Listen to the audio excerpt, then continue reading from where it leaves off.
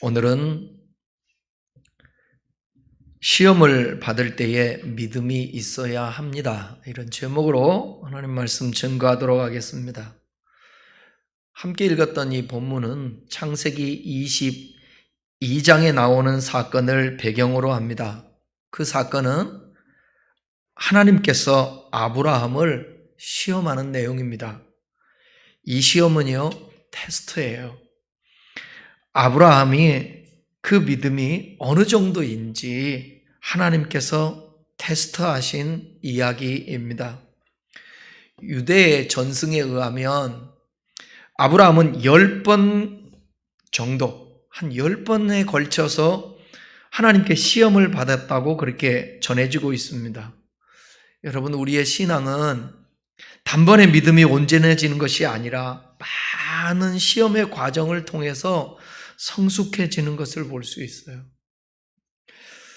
옛날에 제가 기도하기를, 또 많은 사람들에게 얘기하기를 청년 때 이런 얘기를 했습니다. 경험하지 않고 깨닫게 해주십시오라는 기도와 우리가 경험하지 않고 깨달으면 얼마나 좋을까. 근데 살아보고 지내보니까 사람은 참 이게 우둔하여서 경험해보지 않으면 잘 못 깨달아요. 그래서 하나님께서 어쩔 수 없이 하나님의 사랑하는 사람들을 시험하는 거예요. 특별히 더 열심을 내고 신앙에 열정을 가지고 좀 믿음을 가져보자, 그런 사람들에게 더 시험해요. 왜냐하면 그렇게 해야 단련한 다음에 정금같이 나오는 온전한 신앙이 되기 때문에 그렇습니다. 믿음의 사람 아브라함이 되기까지 여러 가지 시험이 있었습니다. 그렇듯 저와 여러분도 하나님께서 인정하시고 기뻐하시는 믿음이 되기까지 많은 시험이 있음을 기억하셔야 합니다. 그러니까 시험은 없을 수가 없어요. 그럼 어떻게 이 시험을 이겨내고 극복할 것인가, 여기에 초점을 맞춰야 되는 것입니다. 우리는 하나님 왜 저에게 이러십니까? 왜 하나님은 이렇게 하십니까? 그렇게 질문도 하지만 중요한 것은 뭐냐면 어차피 그것은 인간에게 주어지는 거예요. 어쩔 수 없어요. 그게 창조의 섭리예요. 봄, 여름, 가을, 겨울이 있듯이 우리 인생도 그래요. 그러면 중요한 것은 뭐냐면 내가 왜 태어났는가, 이 세상에가 아니라 이 세상에서 어떻게 살 것인가, 그거 아니겠어요? 시험이 오고 어려운 일이 있는데 우리에게 왜요 하나님 시험을 주십니까? 그렇게 따지기보다는 어떻게 하나님이 시험을 이겨낼까요? 그게 더 중요하다고 생각합니다. 하나님은 왜 우리를 시험하실까? 그냥 전체는 알 수 없지만 야고보서 1장 2절 4절에서는 이렇게 말해요. 우리 한번 같이 읽어봐요. 내 형제들아, 너희가 여러 가지 시험을 당하거든 온전히 기쁘게 여기라. 이는 너희 믿음의 시련이 인내를 만들어내는 줄 너희가 알미라. 인내를 온전히 이루라. 이는 너희로 온전하고 구비하여 조금도 부족함이 없게 하려 함이라. 일단은 시험을 기쁘게 여기래요. 아니, 시험을 기뻐할 사람들이 있습니까? 여러분 지금 시험이 혹시 있는데 그 기뻐할 수 있어요? 근데 믿음을 가지면 기뻐할 수 있습니다. 이 시험이 이유가 있다. 아, 시험 뒤에 반드시 무슨 뜻이 있다. 뭐라고 말하고 있어요? 온전하고 조금도 부족함이 없게 하기 위해서 시험하신대요. 여러분 각자에게 지금 시험이 있죠? 근데 그 시험을 통하여 우리를 온전하고 조금 더 부족함이 없는 사람으로, 삶으로 인도하기 위해서. 그리고 또 우리 자신만을 위한 게 아니에요. 하나님께서 시험하는 것은 하나님과 우리와의 관계를 위해서 그러는 거예요. 하나님은 전지전능하시지만 거룩하신 하나님, 거룩하신, 성결하신 하나님 아니겠어요? 흠이 없으신. 그 하나님이 죄 많은 우리들과 교제할 수 없는 거예요. 그래서 우리를 죄를 사해 주시고 또 죄에서 깨끗한 성숙한 윤리와 도덕적으로도 깨끗한 그런 사람, 그리고 하나님을 의존하고 하나님의 말씀으로 살아내려고 몸부림치는 그런 모습으로 우리가 거룩해질 때 하나님이 우리와 교제하게 되는 거예요. 우리와 함께 할 수 있는 거예요. 우리를 인도해 줄 수 있는 거예요. 여러분 혹시 왜 하나님 나 사랑한다면 인도해 주지 않으세요? 왜 좋은 거를 안 주세요? 왜 축복해 주지 않으세요? 그런 분 있나요? 그 기도하기 전에 먼저 하나님이 우리를 축복하고 함께 할 수밖에 없는 우리의 신앙을 가졌으면 좋겠어요. 좀 버릴 거 버리고 포기할 것 좀 포기하고 하나님이 기뻐하는 일을 하고 우리의 성품이 주님을 닮아가고 좀 어느 정도 그래야 주님과 우리가 교제하고 함께 할 수 있지 않을까요? 주님과 동행하며 함께 하려면 그분과 나의 생각과 마음의 뜻이 같아야 돼요. 그래서 나의 품은 뜻 주의 뜻 같이 되게 하여 주소서. 나의 품은 뜻이 주의 뜻 같이 되게. 그것이 뭐냐면 하나님이 시험하셔서 우리를 이렇게 만들어가는 거예요. 스스로 우리가 안 되니까. 오늘 말씀을 통해서 온전한 믿음으로 하나님께 인정받고 하나님과 친밀한 교제가 있으시기를 축복합니다. 아브라함과 같은 믿음이 있으시기를 축복합니다. 자, 본문 한번 읽어내가면서 설명해 드릴게요. 아브라함의 믿음에 대해서 17절을 다 같이 읽겠습니다. 아브라함은 시험을 받을 때에 믿음으로 이삭을 드렸으니 그는 약속들을 받은 자로되 그 우애아들을 드렸느니라. 여기 시험을 받았는데 믿음으로 나오죠. 원문에 보게 되면 믿음으로가 먼저 나와요. 믿음으로 시험을 이겨낸 거예요. 아브라함이 시험을 받았는데 그 내용을 살펴보면 창세기 22장에 이 내용이 나오잖아요. 아브라함이 시험 받고 그 시험이 아들 이삭을 모리아의 산에 가서 바치는 거예요. 자, 창세기 22장 1절로 2절을 함께 읽겠습니다. 그 일 후에 하나님이 아브라함을 시험하시려고 그를 부르시되 아브라함아 하시니 그가 이르되 내가 여기 있나이다. 여호와께서 이르시되 내 아들 내 사랑하는 독자 이삭을 데리고 모리아 땅으로 가서 내가 내게 일러준 산 거기서 그를 번제로 드리라. 하나님께서 아브라함에게 100세가 되어서 낳은 아들 그 이삭을 번제로 드리라는 명령을 내리십니다. 그 일 후에 하나님이 아브라함을 시험하시려고 그를 부르시며 그 일 후는 뭐냐면 여기 그 일 후 어떤 일 후에 하나님께서 아브라함을 시험하셨을까? 아브라함이 하나님께서 베푸신 복을 받으며 남부러울 것이 없는 그런 삶을 살고 있을 때였어요. 이삭을 위해서 연찬을 마련하고 이삭이 건강하게 자라고 있고 너무 사랑스러운 것입니다. 이삭 100세에 낳았으니 눈에도 아프지 않죠. 그리고 또 전체 성경을 보게 되면 성경의 행간들을 읽어보게 되면 이삭이 참 말썽꾸러기도 아니고 순한 착한 아들이었던 것을 성경 창세기 읽어보면 좀 알 수 있을 것 같아요. 그리고 특별히 블레셋 땅에서 아브라함이 그 지역의 통치자인 아비멜렉과 그의 군대 장관 비골로 더불어서 우유조약을 그런 체결한 상황입니다. 그러니까 아브라함은 이제 안심하고 그 땅에서 살 수 있게 된 거예요. 더 이상 블레셋 사람들과 다투지도 않고 평화롭게 공존할 수 있는 법적 장치가 확보된 것입니다. 그런데 바로 그 상황에서 하나님께서 아브라함에게 찾아오셔서 그를 시험하신 것입니다.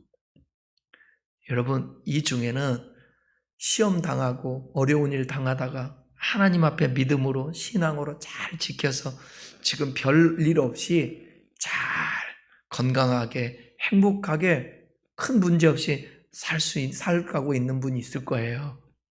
그때 더 시험을 안 당하시려면 더 겸손하게 하나님 의지하면서 주님 말씀 중심으로 살아가며 이 상태를 유지하며 더 큰 은혜의 복을 누릴 수 있기를 바랍니다. 아브라함에게 있는 시험은 뭐였냐면 독자 아들 이삭을 모리아산에 가서 번제로 드리라는 거예요. 이삭 앞에 여러 수식어가 붙죠. 네 아들, 네 사랑하는 아들, 독자, 하나밖에 없는 아들. 이 수식어가 붙어 있어요. 하나님이 다 알아요.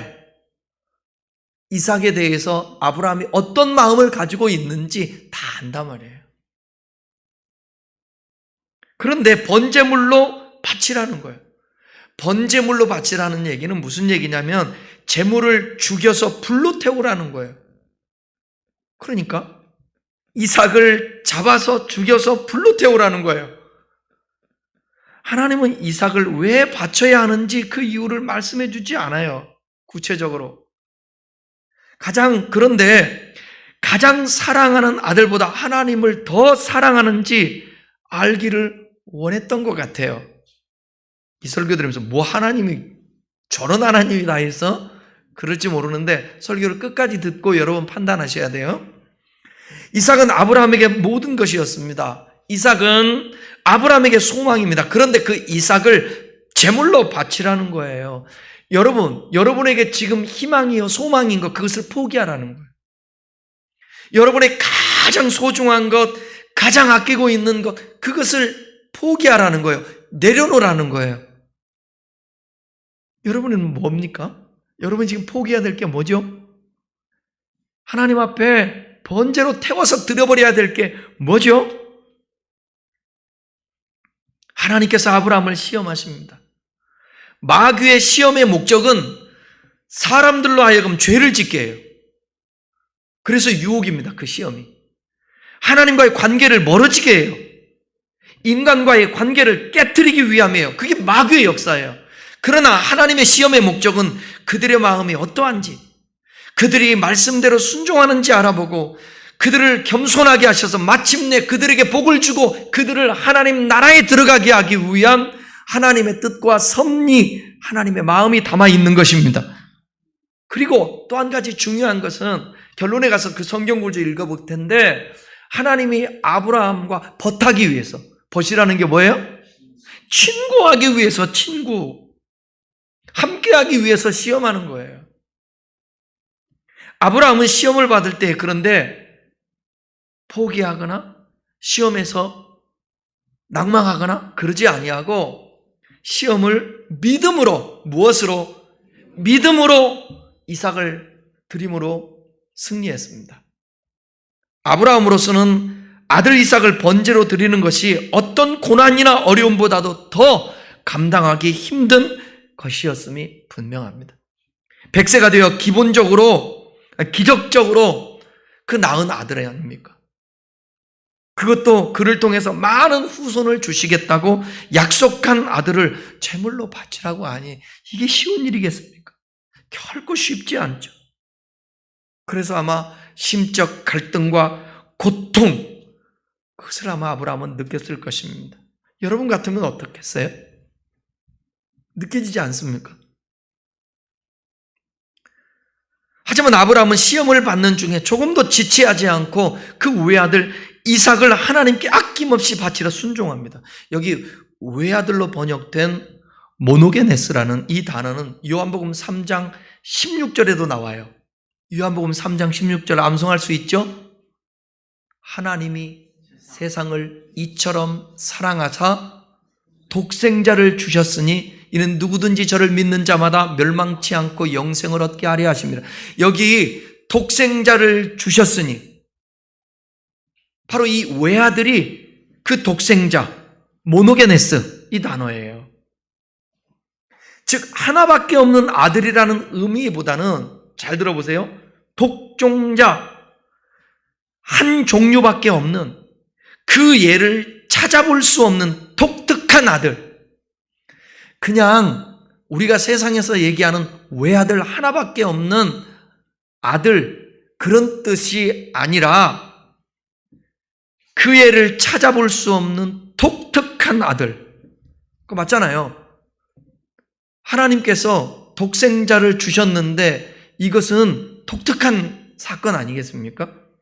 이 하나님이 인간이 되신 적은 전에도 없었고 후에도 없었던 일이에요. 인간의 죄를 대신 짊어지시고 십자가에 죽으신 적이 전에도 없었고 후에도 없을 것이기 때문에, 그래서 히브리서 저자는 이삭을 향해서 약속들을 받은 자, 약속의 자녀라고 그렇게 이삭을 말한 것입니다. 약속의 자녀이기 때문에 9절에 보게 되면 히브리서 11장 9절에 약속의 땅이라고 나오죠.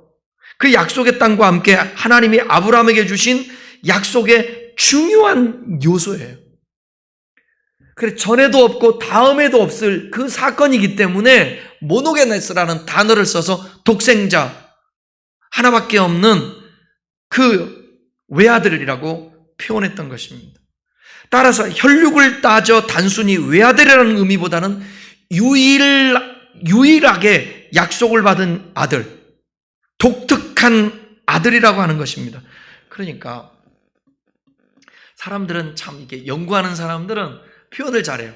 제가 설교를 준비하면서 그 책을 보니까 책에 이런 표현을 했어요. 생물학적 관점에서가 아니라 약속의 관점에서, 생물학적 관점이 아니라 약속의 관점에서 외아들이라는 표현을 했다라는 거예요.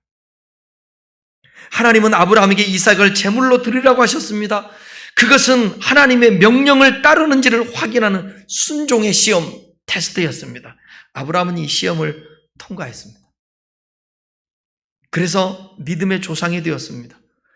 이삭을 번제로 드리라는 명령은 사실 문제가 있는 거예요. 왜냐하면 하나님은 인간을 제물로 바치는 행위를, 인신제사를 금하셨습니다. 하나님이 인신제사 받지를 않아요. 그런데 하나님께서 평소에 하시지도 않던 그 일을 아브라함에게 명령하신 것입니다.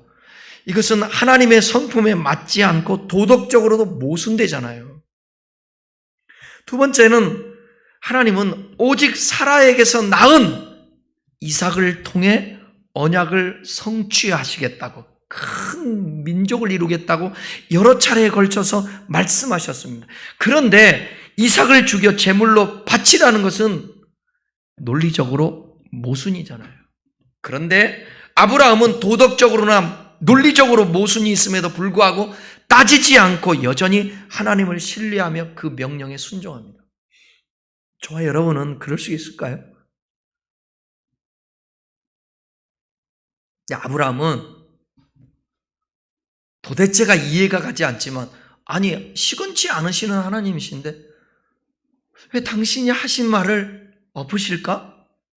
의문도 갈 텐데, 하나님은 그렇게 말씀하실 때 어떤 뜻이 있겠지, 의도가 있겠지, 그렇게 하나님을 전적으로 신뢰했던 거예요. 그러니까 순종하는 것입니다. 저와 여러분이 순종하기가 어려운 게 뭔지 아세요? 하나님을 믿지 못해서 그래요. 내 머리로 계산하고 생각하기 때문에 그래요. 적은 것도 우리가 결단하지 못하잖아요? 순종하지 못하잖아요? 맡기지 못하잖아요? 왜일까요? 믿지 못하니까. 믿지 못하니까. 서커스에서 고개사가 지난주 설명할 때, 믿음에 대해 설명할 때, 신뢰라는 거, 맡긴다라는 거, 이것은 내 몸을 반대편에 있는 그 그네를 타고 있는 그 사람에게 내 몸을 맡겨 던지는 거예요. 이게 믿음이라는 거예요. 그분은 자기 목숨을 건 겁니다. 그러니까 고개사들이 그 아름다운 모습들을 우리에게 보여주는 거예요. 믿음이라는 게 바로 그거예요. 그래야 내가 죄도 절제할 수도 있고요, 내 욕망을 통해서 하고 싶은 것도 내가 내려놓을 수 있는 그런 나 자신을 컨트롤할 수 있는 힘이 생기는 거예요. 믿음이 있을 때 그게 가능한 겁니다. 아브라함의 믿음은 설사 이삭을 제물로 바친다 해도 하나님께서 약속하신 대로 이삭을 통해 약속을 이루시리라는 것을 믿었어요. 믿음이란 하나님의 언약이 반드시 성취된다라는 것을 확신하는 거예요. 그분이 하신 말씀을 100% 신뢰하는 거예요. 하나님께서 아브라함에게 수많은 세월 동안 아들을 기다리게 하셨고, 그의 아들 이삭을 통하여 큰 민족을 이루겠다고 약속했어요. 몇 년 만에 약속받고 몇 년 만에 아들을 받았어요? 75세에 약속을 받고 100세에 낳았으니까 25년 만에 아들을 낳았어요. 그런데 이 약속이 빨리 성취되지 않으니까 아니 언제 이 약속이 이루어질까? 안 이루어지는 거예요. 사라도 약속을 받았는데 안 이루어지는 거예요. 경수는 끊어지고 언제 애를 낳아? 그래서 사라가 하갈을, 자기 여종 하갈을 아브라함에게 들여보내. 아브라함을 통해서 하갈과 아브라함 사이에서 누구를 낳아요? 이스마엘을 낳아요. 약속을 지켰어요? 약속을 어겼어요? 약속을 어겼어요. 때가 안 되니까. 자꾸 아들을 낳을 때가 안 오니까 다른 방법을 동원했던 것입니다. 그런 경험 속에서 믿음이 조금씩 하나님의 약속은 내가 원하는 때가 아니라 하나님의 때에 이루어지는구나. 그것을 이삭을 낳으면서 깨달았단 말이에요. 이 시험이 이걸로 끝나는 줄 알았더니 하나님께서 아브라함아 그 아들 바칠래? 말씀하는 거예요. 반신반의도 했겠죠. 힘들었겠죠. 그럼에도 불구하고 옛날의 경험을 통하여서 그래 하나님의 약속이 있으니까 그 약속이 우리 아들을 통하여서 큰 민족을 이루게 했다고 했으니까 내가 하나님 앞에 바치고 죽여도 하나님이 역사하겠지. 이런 믿음을 가졌다라는 거예요. 아브라함은 만약 이삭이 죽는다 하더라도 하나님께서 하신 언약 때문에 분명히 이삭을 이루기실 것이라는 그 믿음이 있었다라는 것입니다. 우리에게도 이런 믿음이 있으면 좋겠어요. 여러분, 하나님의 일하심이 절망적이거나 의심스러워 보일 때가 있습니까? 언제까지 기도해야 돼? 언제까지 참아야 돼?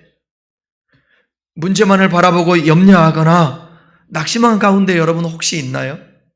하나님의 약속을 의심하지 않고 믿음에 견고해져서 신실한 하나님을 바라보고 그분이 주신 약속의 말씀을 끝까지 붙들어야 합니다. 아브라함처럼. 히브리서 11장 18절입니다. 함께 읽겠습니다. 그에게 이미 말씀하시기를 내 자손이나 칭할 자는 이삭으로 말미암음이라 하셨으니, 아브라함은 그 믿음 갖고 있는 거예요. 네 자손으로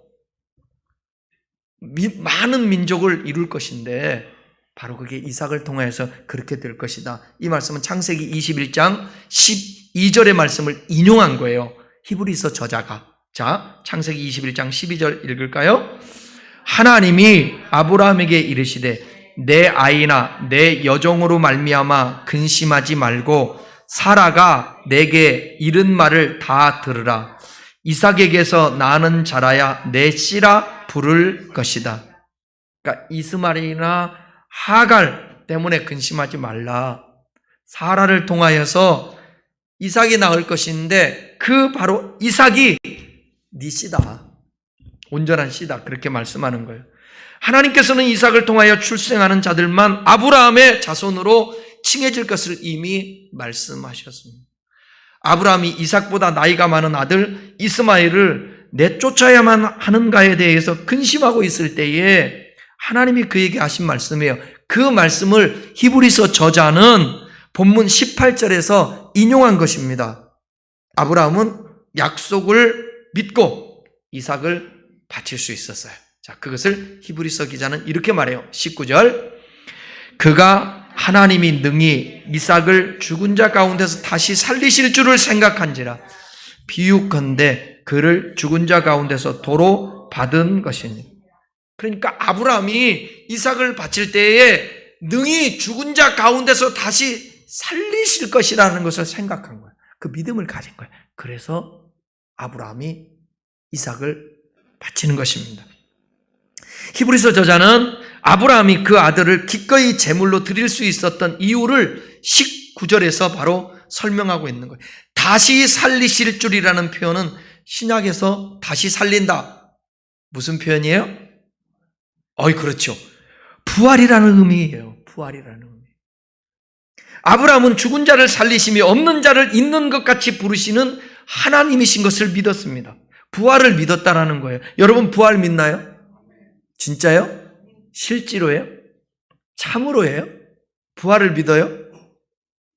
왜 갑자기 조용해버리지? 한 번, 두 번, 세 번 물으니까 부활을 믿어요?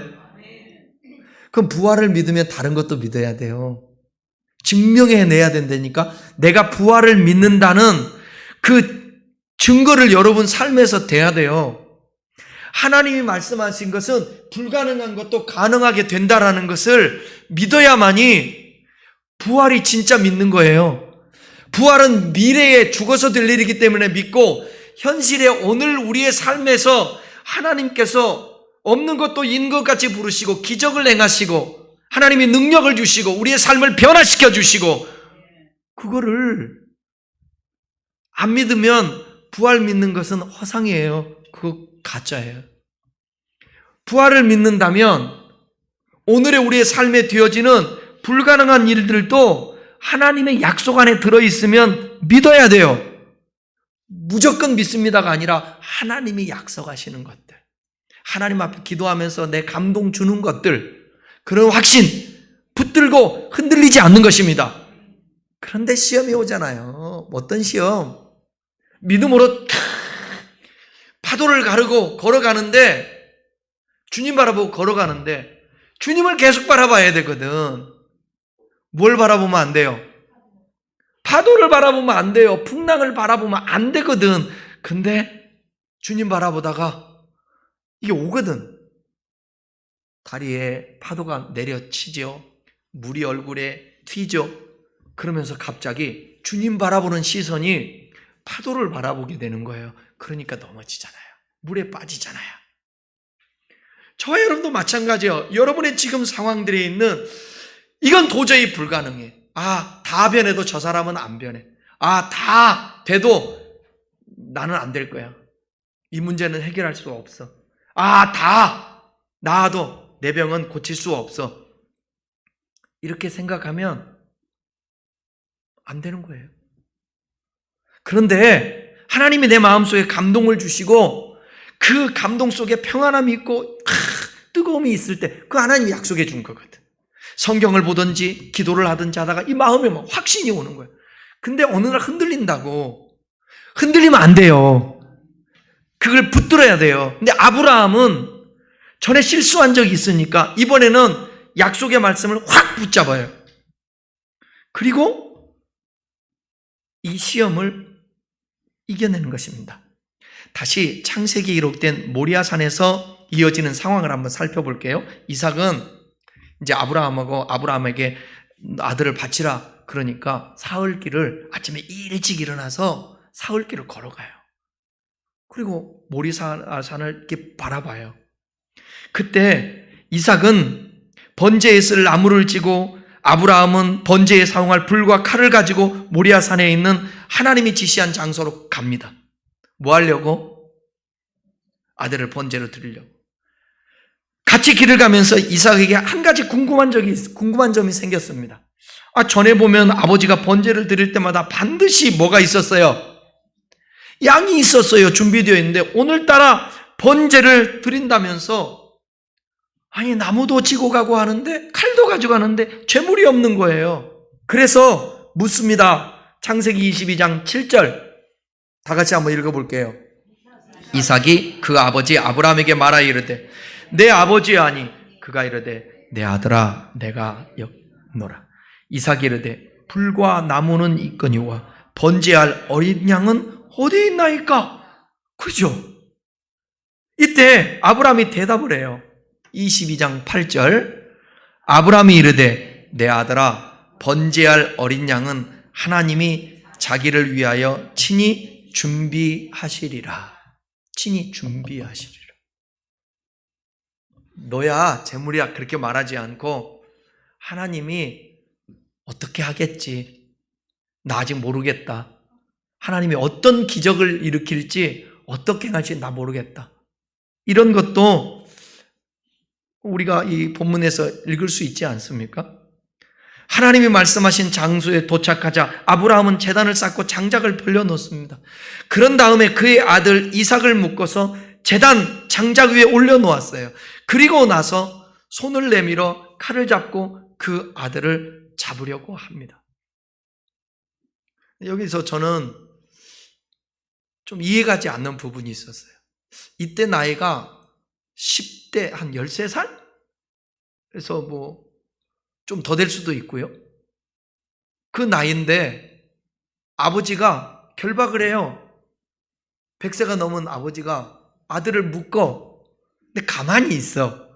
그리고 나무 위에다 올려.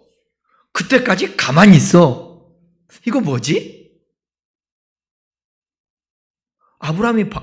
이삭이 바볼까? 아니면 아버지에게 절대 순종하고 아버지를 신뢰하는 자식일까? 어쨌든 모르겠어요. 그렇지만 상황은 지금 이래요.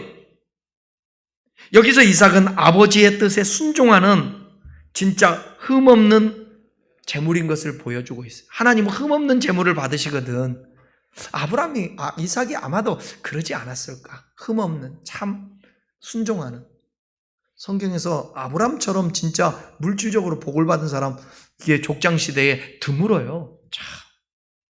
그는 그냥 어디 가서 그 당시에 우물은 너무너무 중요하지 않습니까? 우물을 파요. 물이 막 터져요.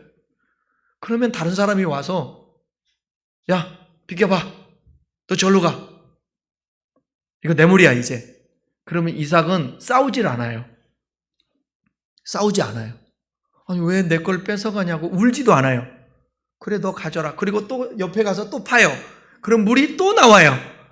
그러면 또 뺏어가요. 그러면 또 파요. 또 뺏어가요. 또 파요. 이게 이삭이었어요. 이삭이 이렇게 복을 받은 사람이에요. 아마 그런 순종의 모습이 있어서 그러지 않았을까라는 추측을 해봅니다. 그때에 하나님의 사자, 천사를 말하는 거예요. 하나님의 사자, 천사가 하늘에서 아브람을 부릅니다. 자, 한번 그 광경을 생각해 보세요. 여기에 장작 위에 아들을 결박해서 올려놨어요. 이제 불은 나중에 피울 거예요. 이제 가지고 온 칼로 죽여야 되잖아요. 각을 떠야 돼요. 그러려고 칼을 들려고 했더니 그때에 하늘에서 천사를 통해 말씀하십니다. 창세기 22장 11절 12절 시작. 여호와의 사자가 하늘에서부터 그를 불러 이르되 아브라함아 아브라함아 하시는지라. 아브라함이 이르되 내가 여기 있나이다 하매 사자가 이르되 그 아이를 내 손을 대지 말라. 그에게 아무 일도 하지 말라. 내가 내 아들 내 독자까지도 내게 아끼지 아니하였으니 내가 이제야 내가 하나님을 경외하는 줄을 아노라. 여기 아브라함아 아브라함아 반복하여 부르신 것은 얼마나 급박했는지 그 상황을 우리가 알 수 있죠. 하나님은 이 모든 과정을 지켜보셨습니다. 그 아이에게 손을 대지 말라고 하시며 급하게 아브라함의 행동을 저지했습니다. 하나님이 기뻐하시며 말씀합니다. 네가 네 아들 네 독자 네가 아끼지 아니하고 이렇게 바치는 거 보니까 진짜 네 믿음이 짱이다 짱. 진짜다 진짜. 진짜 나를 경외하는구나. 믿음의 합격. 다시는 테스트할 이유가 없을 정도로의 믿음의 합격을 한 거예요. 하나님을 경외하는 줄을 이제 알았다. 진짜 네가 나를 경외하는구나. 진짜 나를 믿는구나. 진짜 네가 겸손하게 나를 예배하는구나. 이 세상에서 내 말을 순종하며 의를 행하면서 영광을 돌리는구나. 이제 하나님을 경외하는 줄을 알았다라는 것은 하나님께서 아브라함의 믿음의 상태를 몰랐다라는 말이 아니에요. 이제야 비로소 아브라함이 온전한 믿음의 단계로 접어들었다라는 것을 인정하시는 말씀입니다. 아브라함이 주변을 돌아봤어요. 주변을 그 음성을 듣고 아들 죽이면 안 된다 그 소리 듣고 둘러봤더니 마침 근처에 순양 한 마리가 머리 있는 뿔이 나무에 숯불에서 걸려 있는 거예요. 그걸 봤습니다. 그 수양을 잡아 이삭을 대신하여 번제를 드린 거예요. 아브라함이 그래서 그 땅의 이름을 준비해 주셨다 해서 뭐라고 그랬죠? 여호와 이레. 여호와 이레. 준비하시는 하나님. 그러니까 여러분들이 기도할 때 이렇게 기도하세요. 여호와 이레 하나님. 아니, 내가 혼자 할게. 여호와 이레 하나님. 우리 다음 세대들은 더 여호와 이레 하나님 준비해 주세요. 우리 찬미 같은 경우도 이제 내일 교환학생으로 중국에 가는데 기도하는 거예요. 여호와 이레 하나님 준비해 주세요. 가서 좋은 선생 교수님 또 친구들 만날 수 있도록 도와주시고 여호와 이레. 어쩔 때 마음이 여러분 불안한 사람, 막 불편한 사람들이 있어요? 그때는 어떤 하나님 불러야 돼요? 우메? 모르시네? 내 마음이 평안이 없을 때 샬롬! 여호와 샬롬 하나님 저에게 평안을 주십시오. 이렇게 기도하는. 몸이 너무 아픈 거야. 병들어 있는 거야. 그때는 어떻게? 여호와 라파 하나님 이렇게 부르면서 하는 거예요. 여러분 지금 상태가 어때요? 한번 여호와 한번 불러봐요. 여호와 이레든 라파든 샬롬이든 한번 불러봐요. 시작. 여호와 샬롬. 아프신 분들이 있구나. 여기 제가 이따가 진심을 다해서 기도해 드릴게요. 하나님의 천사가 다시 아브라함을 부릅니다. 그러니까 아브라함에게 말씀해요. 아브라함아 처음 부를 때는 야, 너 이 아들 손대지 마. 그래 고개 돌려봐. 나 네 아들 받으려고 그런 거 아니야. 저기 양 있으니까 저 양 잡아. 그런 다음에 다시 아브라함을 말씀합니다. 하나님을 경외하며 순종하는 아브라함의 믿음을 보시고 그에게 큰 복을 다시 약속하며 선포하세요. 그의 자손이 바닷가의 모래처럼 많게 할 것이고 그의 자손이 원수의 성을 차지하게 할 것이고 세상의 모든 민족이 아브라함의 자손의 덕을 입어서 복을 받게 될 것이라고 약속해요. 그것이 창세기 22장. 여러분 드라마틱하지 않아요? 창세기 22장 1절에서는 하나님이 나타나가지고 아들을 바치라고 해요. 그 중간에 보게 되면 이제 바치는 장면도 나와요. 그런데 갑자기 이제 반전, 아브라함에게 축복을 약속을 하는 그 내용이 있어요. 창세기 22장 16절에서 18절. 시작. 내가 이같이 행하여 내 아들 내 독자도 아끼지 아니하였은즉 내가 내게 큰 복을 주고 내 씨가 크게 번성하여 하늘의 별과 같고 바닷가의 모래와 같게 하리니 내 씨가 그 대적의 성문을 차지하리라. 또 내 씨로 말미암아 천하 만민이 복을 받으리니 이는 내가 나의 말을 준행하였음이니라 하셨다 하니라. 독자를 아끼지 아니하고 순종하는 그 준행하는 모습, 주님 보고 너 합격이야. 이제 너 믿음 통과야. 그리고 전에도 약속하셨던 그 약속을 다시 한번 상기시켜주면서 확실히 못 박는 거예요. 네 자손을 너를 통해서 이삭을 통해서 이 아들 네가 바치려고 했던 이 아들을 통하여서 인류가 복을 받을 것이야. 그래서 이 이삭을 통해서 누가 이 땅에 오셔요? 인류를 구원하러 예수 그리스도가 오신 것입니다. 아브라함이 시험을 이긴 후에 받은 축복 얼마나 커요. 제가 성경을 또 읽으면서 찾아봤더니 아브라함이 이삭을 바친 후에 받았던 복 한번 성경 구절을 볼래요?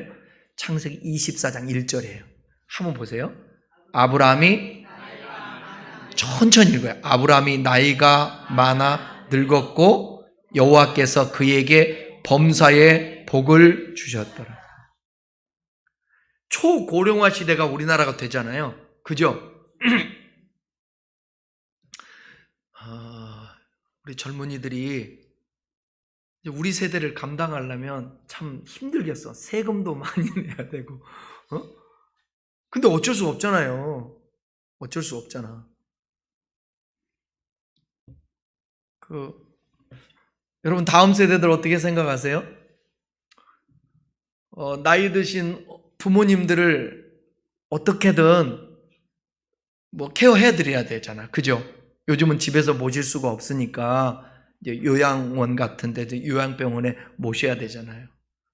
그러면 요양비도 내야 되고 나라에서도 내주는 게 있지만 개인 부담들이 있어요.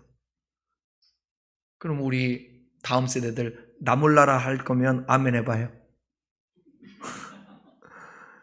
나 몰라라 안 할 것 같으면 아멘 해봐요. 아멘. 그죠. 아멘 했으니까 아멘 약속 안 지키면 이제 안 돼. 진짜로.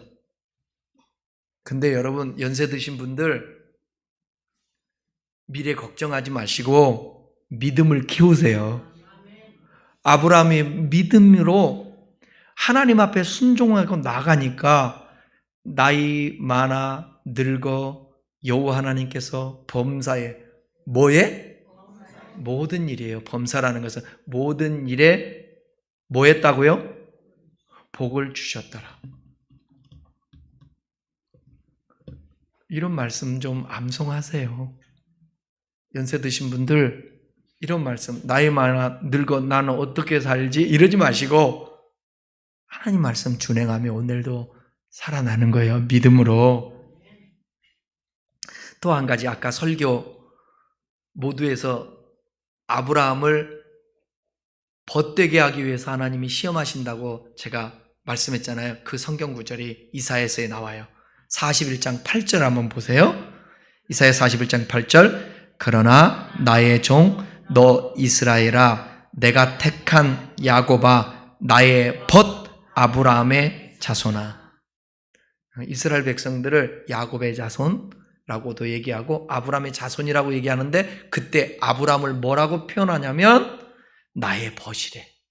하나님이 나의 친구래. 나의 친구. 여러분도 주님과 함께 친구 돼야 돼요. 결론입니다.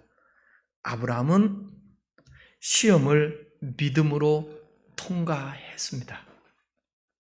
아브라함의 사례를 통해서 우리는 시험과 관련해서 몇 가지 사실을 깨닫게 되는데 일체의 시험들은 모든 시험들은 하나님께서 허락하신다. 그런데 그 시험을 당할 때에 하나님이 구경만 하지 않으시고 피할 길도 주시고 격려도 해주시니까 시험 가운데 있을 때에 하나님께 집중하고 더 기도해야 됩니다.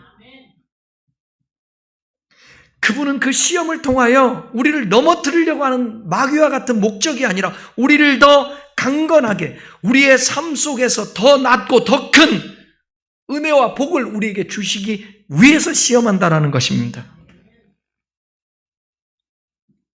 성도가 시험을 극복하고 그것이 주는 유익을 얻으려면 반드시 신실하신 하나님의 말씀을 의심 없이 믿고 약속을 붙잡아야 합니다. 어떻게 약속을 붙잡는가는 지난주에 설교했으니까 저는 설교를 준비하면서 창세기 22장을 읽는데 딱 이게 주목해지는 구절이 있었어요. 한번 여러분 22장 5절을 한번 보세요. 22장 5절 성경이 있으신 분들은 성경을 봐요. 그리고 없으신 분들은 그냥 이게 자 본문 한번 보세요. 시작. 이에 아브라함이 종들에게 이르시되 너희는 나귀와 함께 여기서 기다리라. 자, 잠깐 설명할게요. 사흘길을 집에서 출발해서 모리아산까지 가는데 이제 종들이랑 함께 간 거예요. 근데 이제 모리아산을 바라보면서 이제는 종들을 따라오지 못하게 거기 머물게 해요. 그리고 이사 가고만 둘이 가는 거예요. 기다리라 했잖아요. 자, 읽어봐요. 내가 아이와 함께 저기 가서 예배하고 우리가 너희에게로 돌아오리라. 여기 아이는 누구예요? 이삭. 거기 가서 예배하고 우리가 너희에게로 돌아오리라. 내가 돌아오리라 아니라 우리예요. 그 우리는 누구예요? 지금 이삭을 바치러 가잖아요. 바치러 가는데 죽을 것이 뻔하잖아요. 근데 우리가 다시 돌아오겠대. 이게 믿음인 거예요. 야, 가는데 믿음으로 나 다시 우리 아들하고 올 거야. 근데 바치는 거 다 하잖아요. 근데 성경 구절 또 한 구절 보세요. 22장 19절. 이에 아브라함이 그의 종들에게로 돌아가서 함께 떠나 브엘세바에 이르러 거기 거주하였더라. 아브라함이 그의 종들에게로 돌아와요. 근데 혼자 돌아와요? 같이 돌아와요? 이삭하고 같이 돌아오잖아. 이게 믿음의 사람의 말이에요. 이 믿음의 사람들은 그런 감이 있는 거예요. 내가 아들을 바치러 가는데 이해할 수 없어. 근데 하나님이 어떻게 할지 모르겠지만 내가 다시 돌아와. 왜냐하면 이 아들은 약속했던 아들이고 이 아들을 통해서 뭔 일이 벌어져야 되니까 민족이 생겨야 되니까 그 믿음이 있었다. 이래서 아브라함을 믿음의 조상이라고 하는 것입니다. 아브라함은 그냥 믿은 것이 아니라 하나님의 신실하신 약속을 믿었기에 이렇게 반응할 수 있었습니다. 저와 여러분에게도 어떤 시험이 있다 해도 아브라함처럼 믿음으로 이겨내시기를 주님의 이름으로 축원합니다.